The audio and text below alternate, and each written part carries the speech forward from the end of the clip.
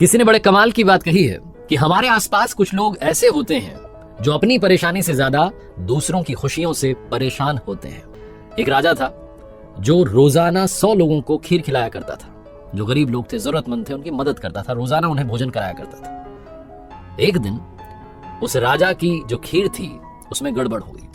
हुआ ये कि हलवाई जो था वो बर्तन को ढकना भूल गया और वहां उस रसोई में सांप आ गया और सांप ने उस खीर में विष यानी कि जहर छोड़ दिया। वो खीर जहरीली हो गई और जिन 100 लोगों को रोजाना की तरह खिलाई गई उनकी मृत्यु हो गई। इतना बड़ा पाप राजा ने कर दिया, उससे अंदर ही अंदर रहा नहीं जा रहा था, ग्लानि हो रही थी, वो समझ नहीं पा रहा था क्या करे।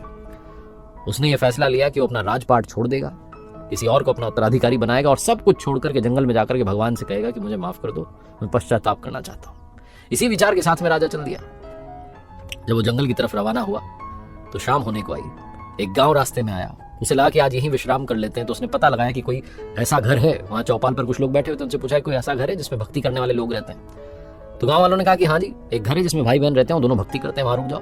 राजा वहां गया, जाकर के कहा कि मुझे मदद चाहिए, मुझे रुकना है आज शाम, कल सुबह मैं निकल जाऊंगा। उन भाई बहनों ने कहा अरे आइए आइए, स्वागत किया।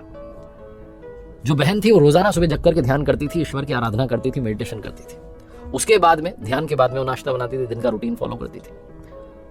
तो अगली सुबह वो जगी, ध्यान में बैठी, लेकिन उसके बाद उठी नहीं। बहुत समय हो गया। जब वो ध्यान से उठी तब तक बहुत देर हो गई थी। भाई जो था वो चिढ़ने लगा, गुस्सा करने लगा कि दीदी तुमने क्या कर दिया, हमारे घर में मुसाफिर रुका है, उसे भोजन कराना है, उसे भेजना है, तुम इतनी देर से जगी। तो बहन अपने भाई को बताने लगी कि क्या बताऊं, आज ध्यान में ऊपर वाले की सभा लगी थी और ईश्वर जो थे वो फैसला नहीं कर पा रहे थे कि क्या करना है। एक मसला ऐसा आ गया था। तो भाई ने पूछा क्या हो गया। तो बहन ने बताया कि एक राजा है जिसने 100 लोगों को जहरीली खीर खिला दी और वो सब उससे गलती से हुआ, भूल से हुआ। अब ईश्वर फैसला नहीं कर पा रहे हैं कि ये जो पाप है इसका ये किसको लगेगा, राजा को लगेगा, उस सांप को लगेगा जिसने जहर छोड़ दिया बर्तन में, या उस हलवाई को लगेगा जिसने वो बर्तन ढका नहीं। ये फैसला चल रहा था, बहुत लंबी बहस चल रही थी, उनकी सभा लगी हुई थी प्रभु की। तो राजा ने जैसे ही सुना उसको समझ में आया कि मेरा वाला मैटर चल रहा है। तो उसने पूछा उस बहन से कि अरे क्या हुआ फिर। तो उस लड़की ने कहा कि अभी फैसला हुआ नहीं है, कल का इंतजार करना पड़ेगा। राजा जो था उसे लगा कि अरे तो मुझे फिर से रुकना पड़ेगा, आज इस फैसले को तो जानना है कि किसको पाप लगेगा।